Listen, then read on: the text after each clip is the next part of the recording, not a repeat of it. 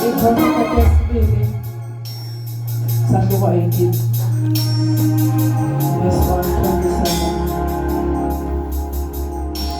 Ngamfundela nje kahle. Siyashadwa Ikhonika tesibili sakuba 18 127 1 to 27.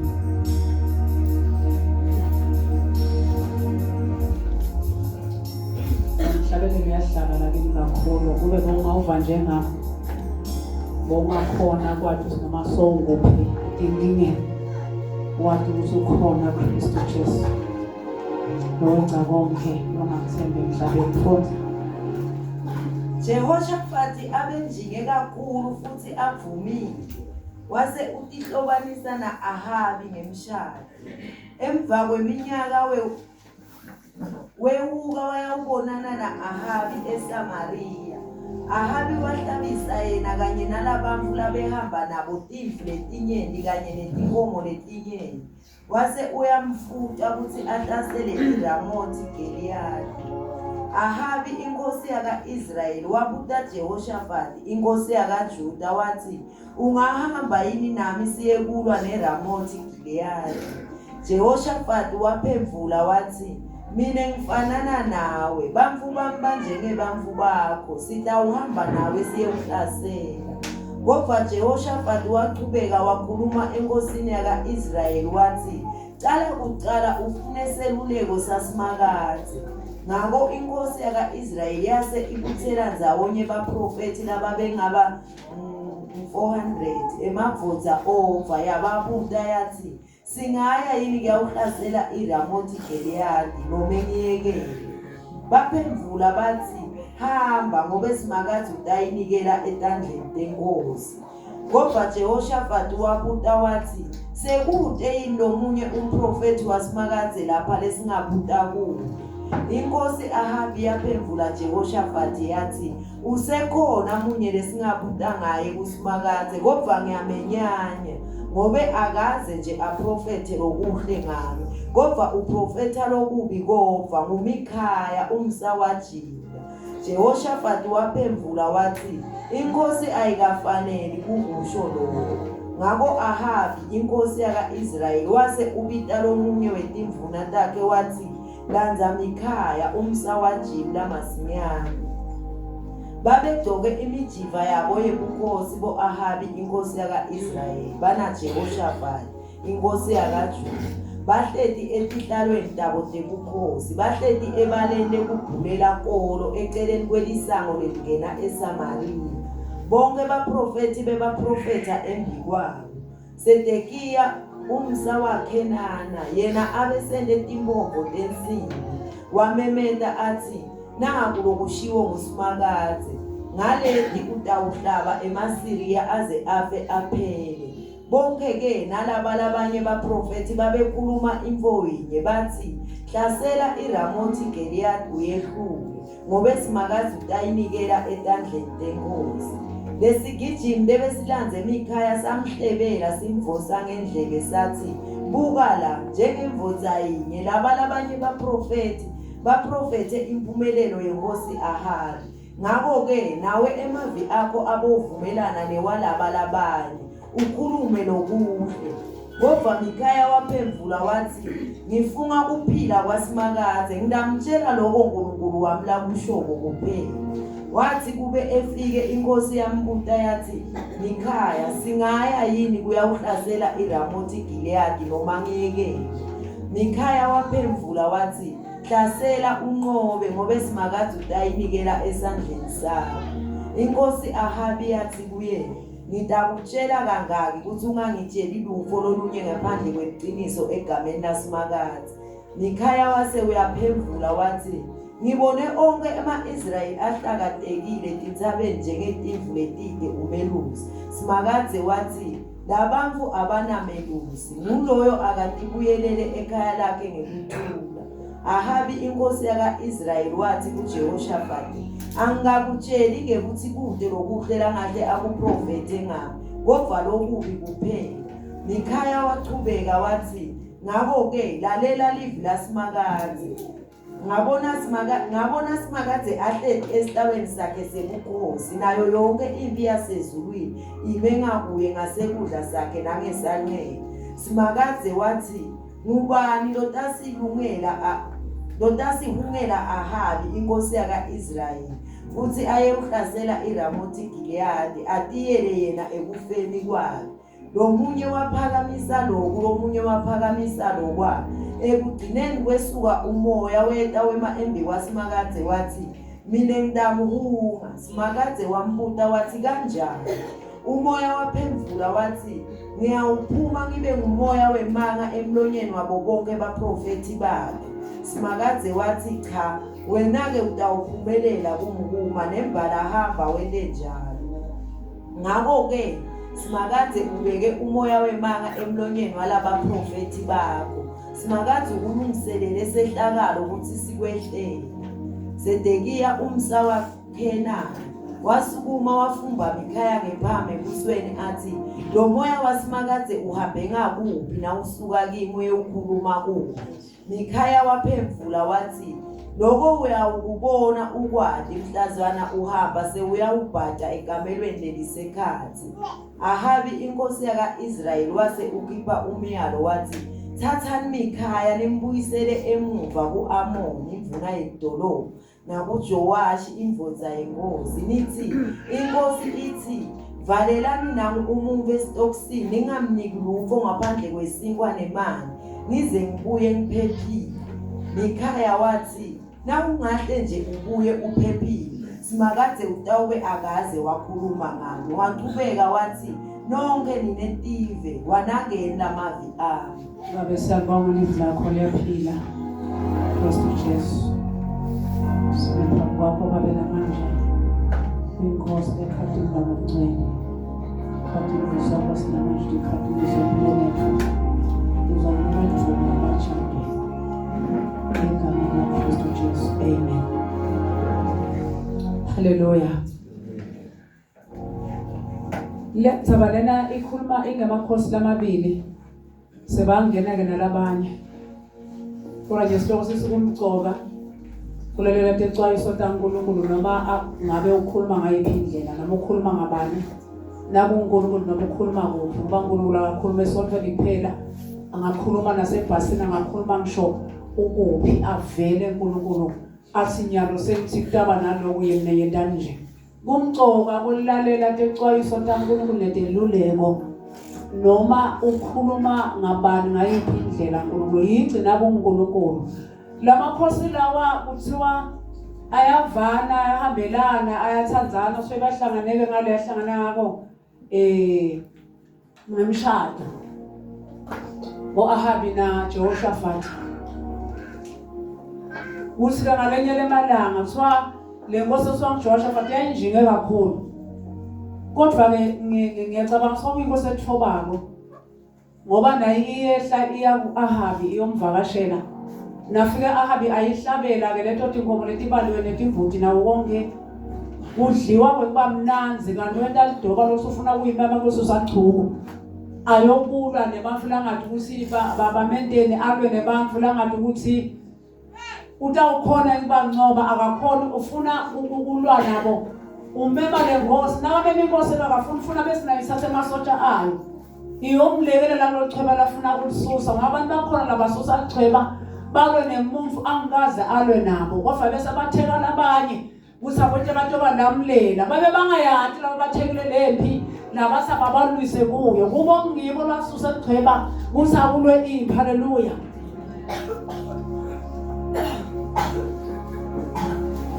Lapha uNkulunkulu na lenza ichubeka le nkosi lethiwa uJehoshaphat le yakaJuda ngoba Ahabi waka-Israyeli.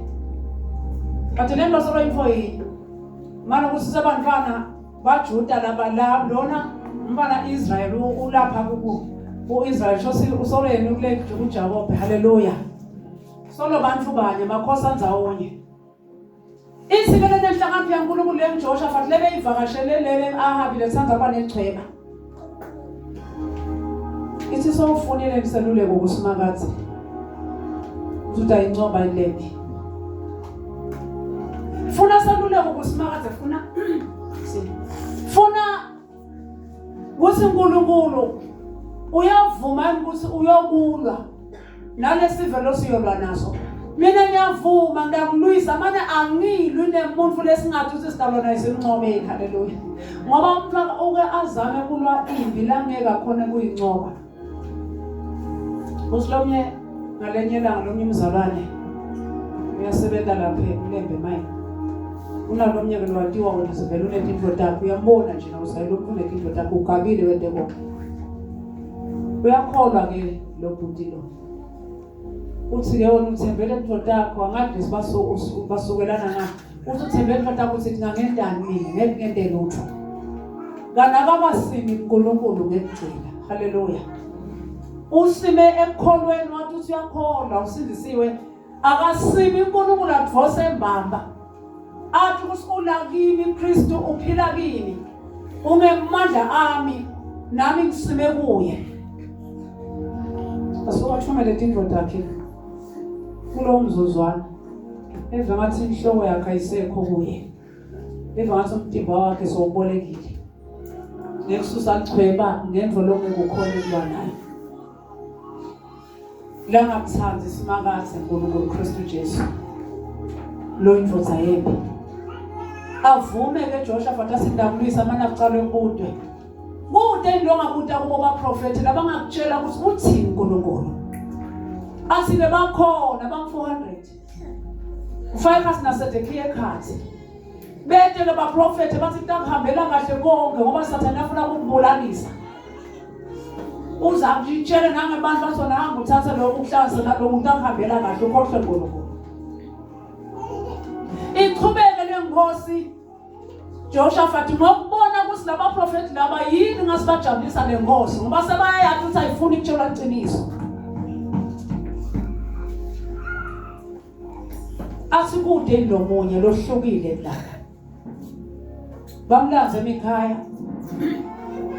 Nabasukhona emikhaya athi ke Ahabi azange sakakhulume lokuhle ngamloko namanje ngiyathi.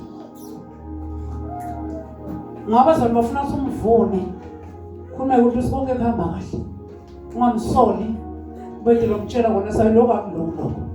Uloko akugcoka lokho akudliwa. Akuhanjwa kanje kwediwa lokho. Unahlale nje ungathi uyabunze David lala tibuthi. Nabafika ekhaya athi bamiyale bathi ubokukhuluma nje ngoba sikhulumile. Usho nje uma sebashilo abaprofeti labanye. Bathi inkosi itayihambela kahle ahabita uncoba le. Nakafika nembala asike nakakhuluma Ahabi ngitshele ukuthi ngiye ngiyokulwa. Nalesa sifa. Athi hamba Nkosi. Kude ngiyawuncoba. Athi ngitshele iqiniso. Asike Sedekiya yakhuluma wona ukuthi inkosi itawuncoba sonke sesishinto njani. Ngale nkulumo ya Jehoshaphat lethi kufuneka iqiniso akufuneke manga. Haleluya. Yasa isinkosi ngitshele iqiniso mbamba ushela lo Ahabi. Abese ukhuluma iqiniso kwemikhaya. Asilela uyakhona ngibona sive sihlakatekile lo lotho silose. Ngibona sesidumelosi. Kanekucaleni lemagama la akhulumile. Nakasihamba uyofuna lo profeti.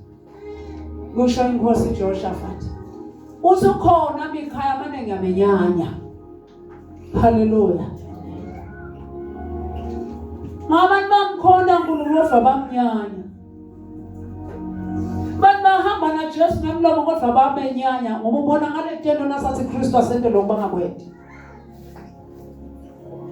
Ukhona lo profeti lo dibita ngoSwaNkulunkulu manje ngiyamenyanya zange sikakhulume lokuhle ngami. Kanti kude vele lo lokuhle lokwentengako la kubona uNkulunkulu engakhuluma ngekhaya lapha kaHabi. Ahabi inkosi ethi phakamisako. Ahabi inkosi etvalile. Ahabi inkosi engabadi bantu. Iziyohlasela nje isumsa lichweba abangayiphoci ngalutho. Iyadethemba.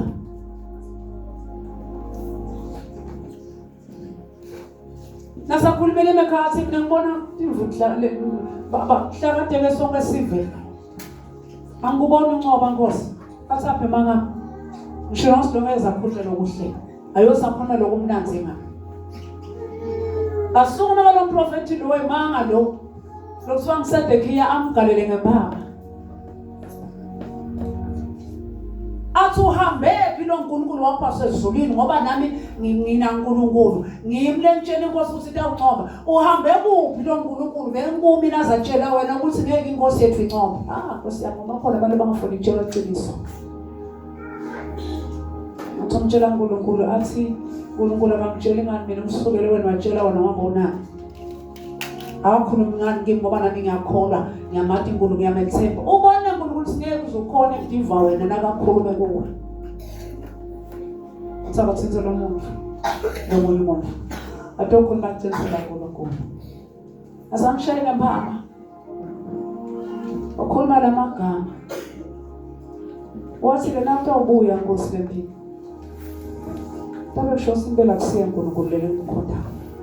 Futhi nasedekhiya wena uyondikhanda ubhace ekamelweni lakho. Naso ubona sekwenteka le nto sebayibulala le Nkosi. Lo yitshele mangayitshela iqiniso. Ngoba liqiniso liyakhulula umuntu. Emanga kuba ngemanga gcina aphumele baleke. Ingako livula uNkulunkulu lithi asijabule sithokothe nabasikhulume lemanga. Ngoba emanga kufika la khona aphela khona kumaqiniso ukuthi vele wena ungubani uNkulunkulu uyentile nemfu yayadi yini. Njobe ngicela nangikhuluma ngithini. Ummeli nabameli balamhlanje bafuna umtshele lonke iqiniso lo alikhulumile. Noma bakubuta labanye ngabatshela kodwa ummeli ulikhuluma njengoba njalo.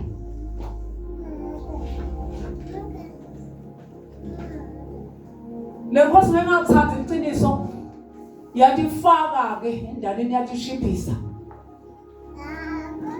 Bese ngihamba mina ngitshela bosedeke yebo Nkosi nesengigalele ngapha lona ukhuluma indvwane ngekho sinenkosi vele azange sakhulume lokuhle ngami. Uma singendi kahle phambi kaNkulunkulu yini lathi asitshela yona athi yihle ngathi. Ngoba sithi ngaliqiniso leNkristu singalivi singakutshela uMkristu asitshele amaqiniso empilo yethu sizokhona kuhamba azasumhlaleli mangihamba ngebungcwele ngika lokubi ngento lokuhle ngiyathi Inkosi itayilungisa indlela yami. Abetayilungisa uNkulunkulu indlela kube Inkosi ethi thoba alalela Jehoshaphat ufuna lokubulalisa Jehoshaphat empini uthi akahamba omlwisa ingane le Nkosi lenenhlakanipho.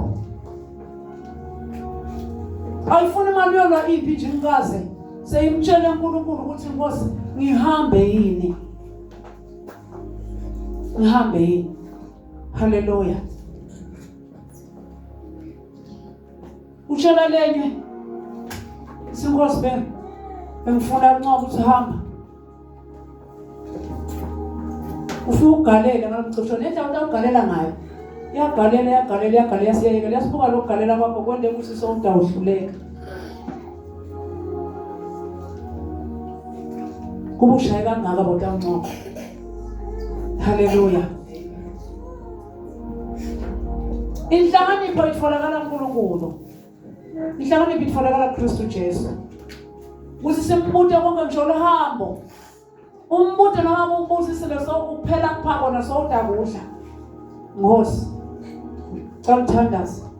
Ngoba lo nyuzo ujabula siNkulunkulu akusiwo ke lokho lomele sokudla.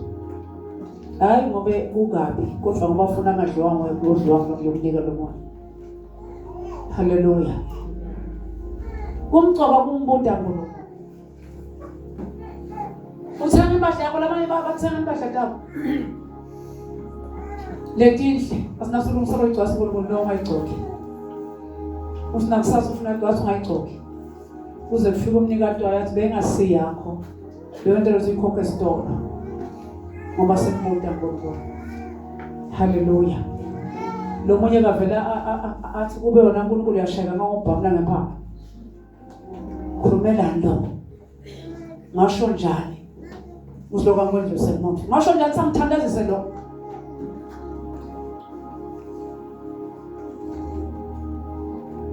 Lo mnyanya kangaka. Beyokwanda uNkulunkulu uthandazela umuntu lathi into yakwenyanya wazi weva.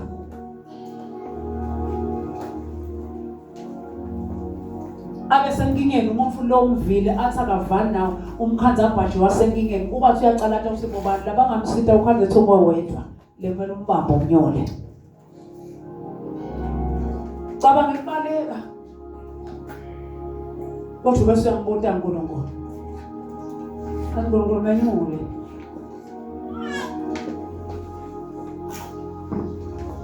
kanti umuntu ebhasini lo hlubeta wabona sebambambe ngamawashing bafana basebhasini batsibhadala le mali abathi anginayo imali bathi awacela ingani na ugibela ukhona thina nawe sikhona sikambasi ubuke bamgalele ngathi impamba Nkosi yami bamshaya inhliziyo yalomnye isawuvake ya isawuvake baze bamlaya bamphindisela kuloko lahlala ngenta kona bathi yaNkulunkulu isikhokha le mali umbhadalele uNkulunkulu abanje ngami nawe walingise manje wakhanza yanganhlanga basibawuvimba noma mental blow ukuthi sibazi babe nenhlakanipho sibawuvimba njani ngizamana ethule abantu wakhala eblow memanda amunjuka jathi ngasisendulo saNkulunkulu simlalele uNkulunkulu noma kumadima noma umhlungu naleseluleko asikahle lesa ahabi nje sesuke kuncobe sasilikhuluma babekanenkhani athi utawula ngegcondvo yakhe nange tikhalti yakhe nangalabantu lababulalisa lempilo ngoba lo mhloko lota ibintu uthembela abanye abantu ufuna ukubulalisa bona njengoba lenkosi nabe ifuna ukubulalisa namJoshua futhi ifuna kuhamba naye ungaya inkolo nami empini athi ngingaya ngoba nami solo abantu bambakho ngawuthatha abantu bambambe siyokulwa bese nami nawe ahambe labakho emasotsha sihamba siyokuyofa abantu banganacala babulawisa inkosi lenganangcondo mzalwane lo ngafuni uNkulunkulu haleluya lo ngambuti uNkulunkulu sikose ngikwende yini lo ibe kwaNkulunkulu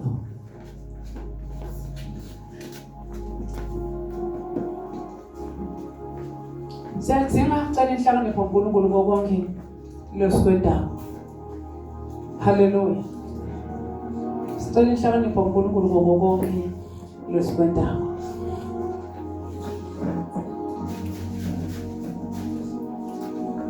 namasula amahle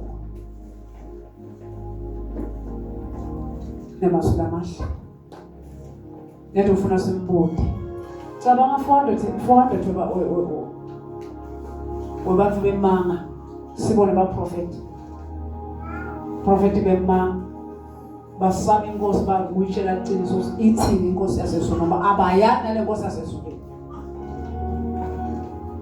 bathi sifuna nje wena ukhulume lokuhle kodwa ungayitshela iqiniso noma betawufika ishobela ingaphinzi bonakala bakufika mekhaya athi yabona ngeke sendokhuluma iqiniso ucela wathi wangikhuluma emanga nami ngamjabulisa ngoba akafuni iqiniso kodwa sengamtshela awunawubuya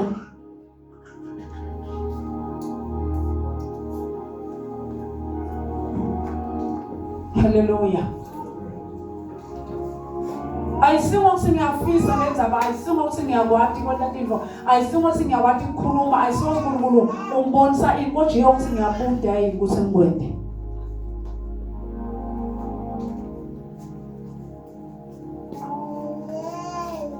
umuntu uNkulunkulu umuntu nemvulo bonke bengayicabanga ukuthi Nkosi ngabatha lokho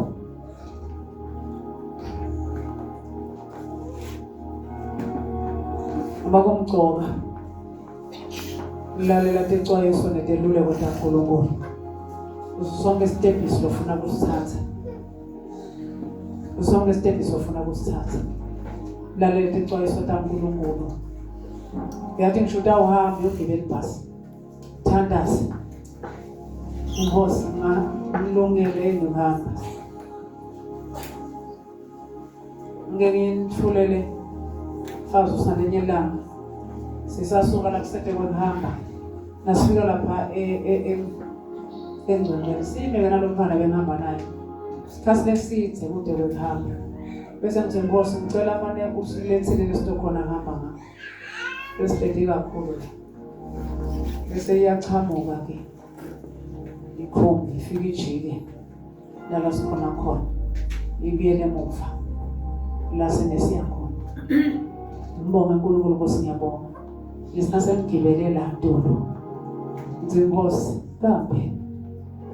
Ngicela baba ngithandaza. Asije thandaza okwacala yena babe. Athi thandaza vele kakhulu. Angisho phambi ngishole ngikhathi.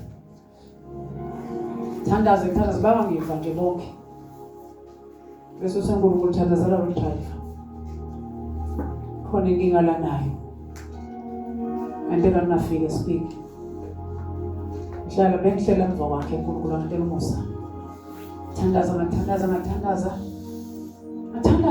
sinasola lapho kule dola kuphukele emsombe. Ayike ngase ngiyayekela ukuthandaza. Ngambonga uNkulunkulu. Sahamba bazalwane. Asinasifika lapho la kusuka ngisenkolweni ngikhona. Nese ngithandazile senkolweni osinje ukuthithe uNkulunkulu ngenteka. Ngafika speak. Kwendeke lo tot kanti letendeka.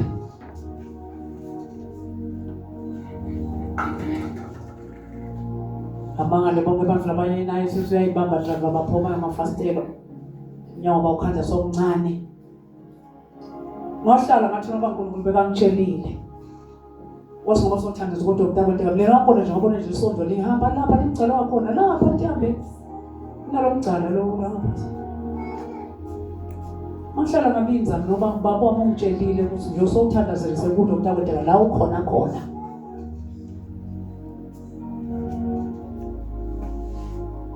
Wangithembisa ukuthi yenze ngisamkhonda kude ingodle etaba khona la ngaba ngigibele khona.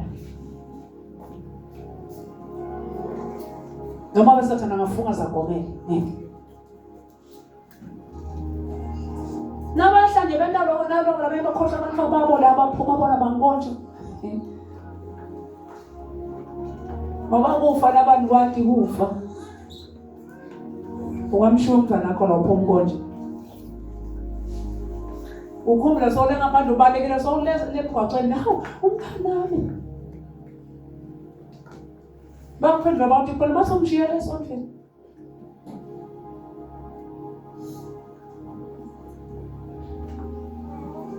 Ngakhuluma nje igama labalimi. Ngasi nendani. Nifunela netilimande. Ngoba lengodi lasevele incobekile.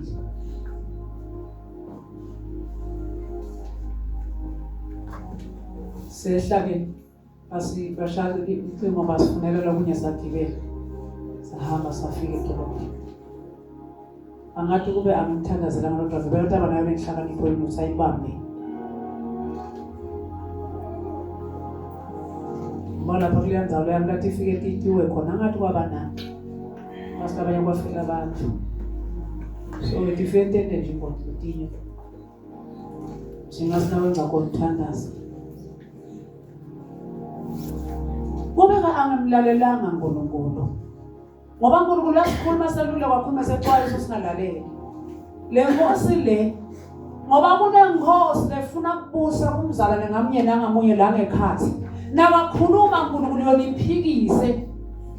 Le nkosi lenye lebekwe sithi Sathane la ngakhathi umuntu. Kunathuwe emakhosi la ngekhathi. Lenye ikhuluma ngaliphimbo iphikise leli siphumelela. Inkosi lekuthiwa mhlambe uJoshafat uyinkosi ethiwa Ahabi. Letifo Sathane uyadenda tibe ngu2 la kumuntu abula bese ubulala lo kaNkulunkulu afune ukudlondlobala kwakhe lokujabulisa. Uhlala unathuwe. Wetindvo umuntu. Uhlala unathuwe. Uyangisololola leli mcabango lokuthini le nkulumo loyilalela ethini lo nebeza lo ve akhuluma kucala. Uthi endana ngabo. Uvana abanye athi kube mane ngalalela nakuthiwa ngente lokho. Manje legama lethi kube alisebenzi. Usuke sevela kushayisile. Asube ngibane ngento nabo lokuthiwa ngicela ngikwenze.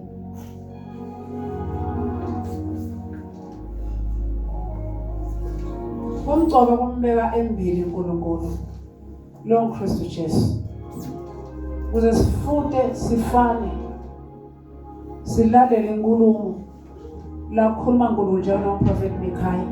Labe ngangalikhuluma emanga noma ngabe uNkulunkulu uthithe noma ngabe lento ibuhlungwane. Avela khuluma athi uthithe uNkulunkulu udaba nje. Le nkosi engahambi bese ingamlalelanga lokunenge. seyizima enyanya ngoba bekafika kukhumele iqiniso yona yayifuna kuhamba ngenkani. Ifuna kuhamba ngosi yona ifunani ivani. Afika nokhuluma iqiniso iyamlanza lokumlanza. Afika ukukhuluma iqiniso izisinyamenyanya ngeke akhulume lokuhle ngakho. Kanti ukhuluma lokuhle ngoba kuvele ekhaya izweni kube yalalela ngaye abuyela kaIsrayeli. Ube yamlalela uNkulunkulu. Loba akhuluma ekhaya ngaye abuyela ekhaya. Ize yakhuluma isinemla sebuyela kamophe usakaboshwa kaboshwe nikhaya nize ngibuye empini usina ungabuya nje. Na ungabuya nje empini. Awuphizile verse 8. Mikhaya wathi nawungahle nje ubuye uphephile simakathi utawubakaze wakhuluma ngami wathubeka wathi nonke ninetive wanakenda amavi ami. Hey Nkosi yami uthi simaka ungaze ubuye empini tabasho sisimakaza akaza akhulume ngami. Uthi dwebelane netive dwebelane lele ngitshela kona usile Nkosi yami ndawubuya nayo yini. Ayizange ibuya. Ngabe inkosi lethelelako. Uyinkosi lengafuni ukulalela. Ilesina inkosi ethiwa kuNamani. Lekwathi sisekathi tanebulephelo. Wathi anemfunele ude inomuntu longangisithe bathi ukhona Elisha. Nasafika amtshela athi hamba lapha eJordan uyocwila kasikhombisa 7 times lokusho kuphelela kwaNkulunkulu. Hamba ucwile 7 times. Namfula lomncane ethiwa eJordan wasibeka ude imfula kithi lemikhulu bengacwila kuyo nathi ngicwisa le khona. Zelela uNkulunkulu. Sekakhuluma umprofeti waNkulunkulu akhuluma sibana ufuna lesinto kulephela ukufunza idzilini kwase kuvela nje munye wathi hawu Nkosi bekungade kwendeka yini manje ulalele lendlu lothi uyayidzelela uyenda ngoba uyafuna lokuphila. Live la uNkulunkulu wathi ekwena athathe aseva sasemane dikhiphe eqaleni sengiyocwila nakacwila kwasiloka 7 kwesikhombisa kwamdzilika kulephela sikhumba sakhe kwasafana neseliswane. Asabuye na Elisha sathi ngikwenzelele wena uNkulunkulu wakho bengithi ukhuluma lide udlala ngami singacwila kule ndvo lencane. Lesinye sikhathi uNkulunkulu afuna ukusiphephisa akabhavumuli uNkulunkulu afuna ukusiphephisa akabhavumuli ukhuluma nje live kancane. Akhulume kumunye asiphephise sonke. Akhulume namuntu mhlawumbe lomncane lebe ungacoma singeke azamtshele lutho.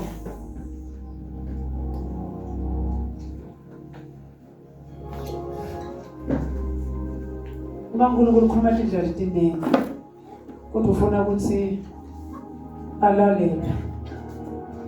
Somhlabelelo uyalalelwa noma simo singavuma. Simakade somanje yalalela noma simo singavuma kodwa simlalele.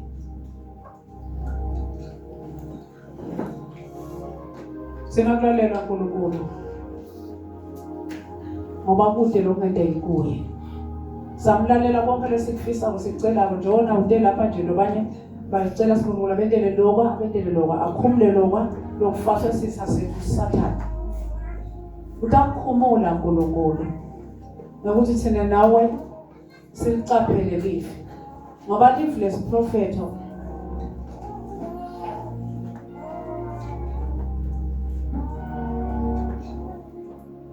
wazwalalela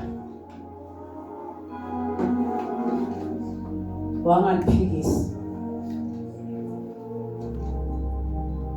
walalela nje senela usalalela uyaphila uphile emoya uphile emtimbeni ulalela live uphile emoya ufunda live nje ufunde nje live ufunde thandazo ufunde kwangathi uyadla ufunde kwangathi uNkulunkulu ufaka lo mlayito nguye mbamba ngakuthanda zasikose ngicela nangifunza live ngiva ngathi ukukhuluma wena la ngcondweni amayi singiyafunza nje ngiva wena ukuthi ukukhuluma wena lokhona kuphila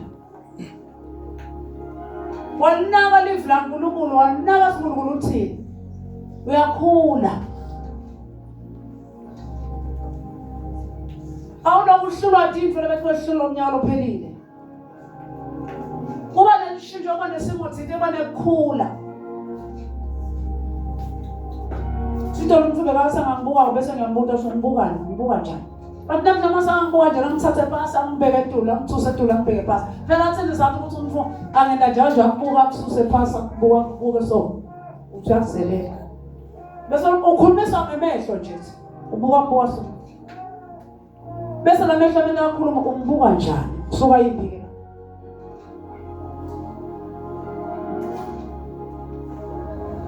Lo mina afuna ukuchukuluta nje wonke le mfoleko. Ade nje i-action lenzile. Bese le Jesusa khuluma.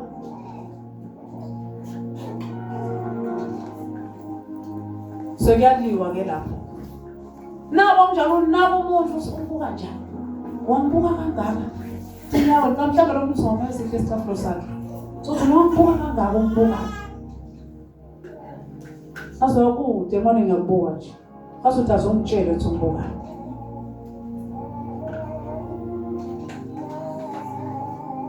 Umthanda wami uthi into lebethi ngehlula idolo. Dingangahluli namuhla. Angisithi uNkulunkulu ngoba mnanga kulalela uNkulunkulu. Mnanga liveless prophet.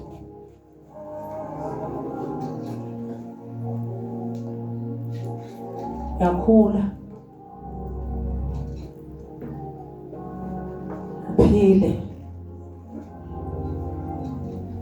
Ukhona nekuncoba imphi. Ngoba ulalela live. Ungathi ngosithi yenze lo senithandeza sanibona nikulusena na impi.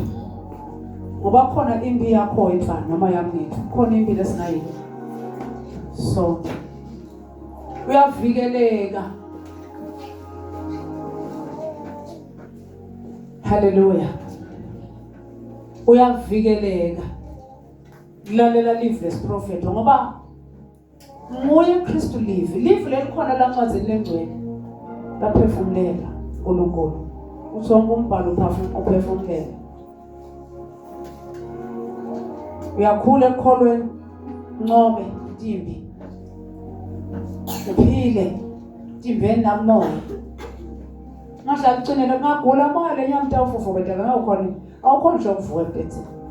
Ngiyabetaka moya lenkathi lo mtimba awukhona kuphila. Ungadla wonke yonke into. Sibona ukuthi uyahleka kana kuhleka awuhleka. Khona ukugula lekukhona ekhathi. Qhubeka nasempilweni. Konje kulichubeka nje la ukhona khona uchubeke impilo ichubekele phambili. Ngoba livi aphila kimi nakuwe. Simlalela uNkulunkulu singamshikishe phansi. Sikushiyela kushito. Noma uxwayise ngemcabango akunabo mvuke lo fuku kakhulu. Uxwayise ngemcabango so lokho.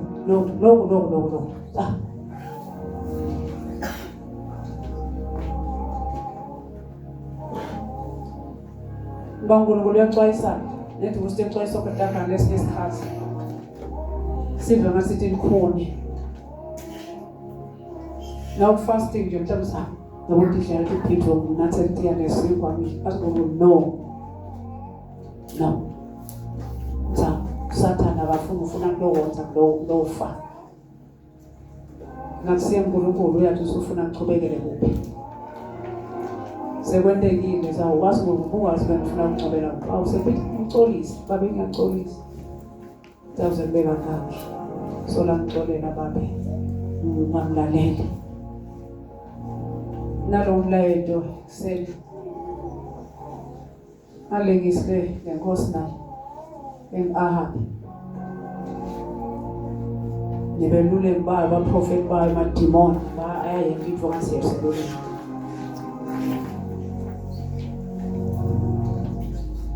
Ejesu wente lokona ngekwenteke lutho. Naso uthe khaxa lapha ekhathe enkingeni. Usawufake. Bese ngifuna khona lapha. Samcela uNkulunkulu. Lokho siyasikhathi singahambi ngale ndlela le. Phuma ngala. Sangajubelisa mos. Nawuthi uyafika kwanze kuvundlela enkulu inyoka ize ingayathi usihloko ingakuphi. Bese kubanelele inkosi kelela ngikhazi lo Nebesi athi kutshelele ngathi hamba. Ngiyakumele ujike ngiyalonsa kanti ucela ngabe sohambeni ba. Yena indlela khona ngathi uNkulunkulu. Singasemlaleli. Hallelujah. Usuke libalele. Eka uve ilive lethatha lijasi. Salibhanji lakho. Ngathatha amabhutsu wafasa kwabe. Uthalibalele musi. Uyafika la khona lesigubo. Libe makhanda ngendlela lokungeke uzoyiconze. Bese maye kosebenzile ngilele sithatha emabhutsu ngithatha nejasi akusasebenzi. BekuNkulunkulu ngoba wathi indlela. Hallelujah. BekuNkulunkulu indlela yakhe. Ngiyamthandaza nami Nkosi ngicela ukulinaka liphimbo lo ngazosalikhuluma ekhahla likhuluma ngemandla likhuluma nje kahle. Ngoba sobe kuNkulunkulu. Axwayisa impilo yami. Ufuna ukuphephisa mina. Afuna ukuthi ngingamsoli uNkulunkulu. Hallelujah. Kunelive lapho lo encwadzini yetaka ube 3:19 noma nge 3. But wasi 3:19. Seliyavumbuka nyalo uNkulunkulu uyalibeka. Lelisoma ukuthi limata yena. Yes, 19 verse 3. Liyavuka lo ngimela phambi kwenu. Ngongcelo uyalifaka la empilweni yakho. Ngifunze. Lo munye umuntu ulimata impilo yakhe yonke ngekulima bakhe. Ngoba usuka lapho asole simakazi. Alimata impilo yakhe amkhuda uNkulunkulu. Awuthunga kwendi lo. Asinasashayisile lempilo seyilimele. Abese usophi uNkulunkulu bekangibukani. Ayibo. Emahlo uNkulunkulu kanabukana njalo emahlo uNkulunkulu akhuluma. Ufuna ngento lokulaba kushoko uNkulunkulu. Hayi insando yami. Kodwa ngento lo uKristu lathanda kwenye. Liphinde sithandaza. Lo munye umuntu ulimata impilo yakhe yonke ngekulima bakhe. Ngoba usuka lapho asole simakazi. Phela kulima ukuthi uNkulunkulu akekho. Live la uNkulunkulu uthethe nafunda bencwadzini ya dihlabelelo le chapter 15. Ithi silima sithi kude uNkulunkulu.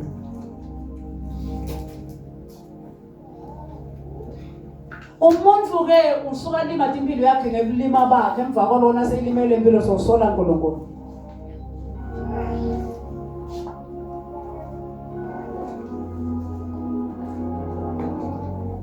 Usihamba sikhuluma ukushiyeka lokulakha ingambe nakho. Shiye lo ngambe nakho. Uthi leni manje ngoba le ngaya ngihambe nakho. Nasufika lelahle. Owathi phupho. Ngoba kufaka lapha sekushonela. Abuye lembeza athi ushito uNkulunkulu. Usholive. Manje bongathi uNkulunkulu. Athi kushiye. Ngoba bekathi usitafu excited. Hallelujah. Awungena mthandazweni.